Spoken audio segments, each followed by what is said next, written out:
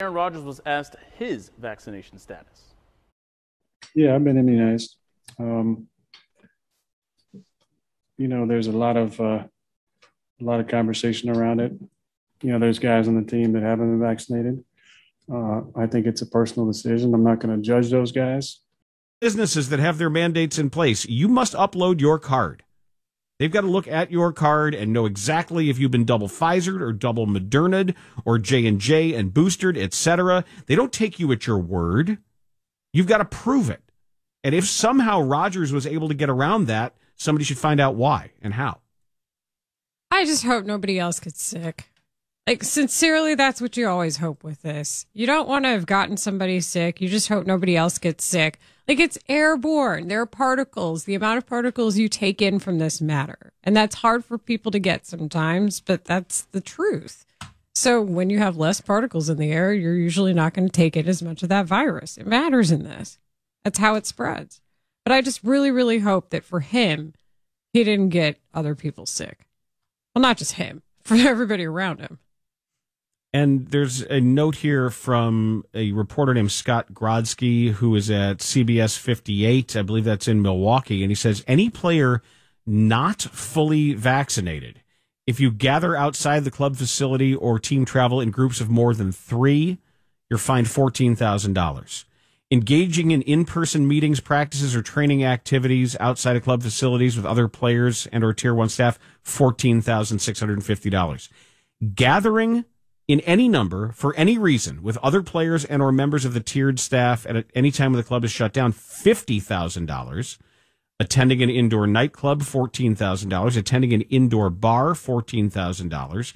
House gatherings of more than 15 people, $14,000. Indoor music, concert, entertainment event, $14,000. So now you got to go back and trace every step here. Right. And this is the type of thing that if he at least had just come out and said he wasn't, if this happens, it's handled differently. But he didn't want to wear that. He didn't want to be Cole Beasley. He didn't want to because he's trying to sell insurance. And I don't think he wanted to have that. And I guarantee you somebody at State Farm would say, we're not, where it's in his contract or there's already something pre-negotiated about it, that he felt that he was able to live 2 lives here and cash those checks. That's it. So now it becomes cascading effects, right? It becomes a multi-system effect.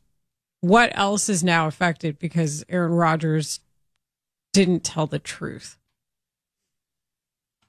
Well, I don't know. I don't know what they did. I don't know. And then they'll find out, where he was when he got it and who else was around him. But their contact tracing obviously changes retroactively because all the rules change. And that's what I'm saying here. Take your personal petition out of it if you want. And it's still about the NFL rules that are in place for this. But they have those rules for a reason. Like, if you want to make it about that, then take that out of it and look at what the NFL is doing. And that's why this matters significantly. I wonder what the recourse is for someone who's not part of the organization. Like, if you're a reporter and he's been giving unmasked interviews in a closed space despite not being vaccinated, and if anybody involved, I'm talking about the tertiary support staff that may have someone at home who is in the middle of chemotherapy, who's immunocompromised, or is otherwise, for whatever reason, immunocompromised or unable to be vaccinated, and he has put you in a position of potentially exposing that person, there have to be ramifications here. And I don't know how that works because evidently this is a case that hasn't happened before. Not relative to the NFL. I mean, we don't know who. We know that there are issues of people faking their vax cards to get into concerts, or the Hawaii, Moderna, the woman we made fun of with Moderna. That a lot of that is still happening. People can go online and find all these. Look, it happened to the NHL, right? Didn't they think that there were any number of players who were Evander Kane, and there were others who had submitted vax cards that were counterfeit?